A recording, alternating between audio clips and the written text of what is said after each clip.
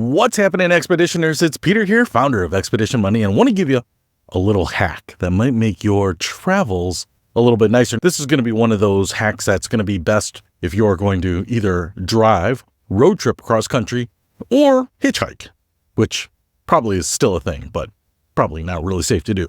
But if you are going to road trip across country, and I've done it a number of times, I've actually driven from Chicago to Seattle and back, I've driven to California and back, I've driven down to Florida and back.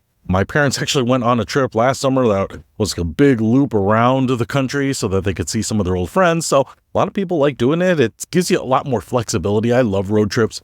Get to crank out a lot of audiobooks. You can probably listen to the Expedition Money podcast on your trip, and that will probably make it seem longer.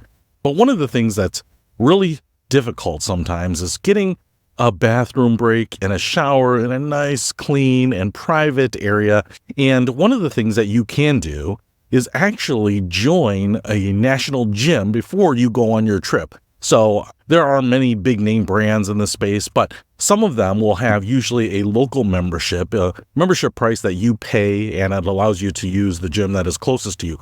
But then others will have a separate tier that allows you to visit any gym, whether it's in a different state, and sometimes they have facilities in Alaska and Hawaii as well. So what this allows you to do then, especially if they're a big national chain, is drive to a city that has one of these gyms and then use their restrooms, shower there, get cleaned up, even do a little workout, stretch your legs by walking on the treadmill, watch a little TV, get caught up on the news, or watch a movie if you want to kill 2 hours on an exercise bike. So the great thing about the national gym memberships is that you have a place to just rejuvenate and refresh.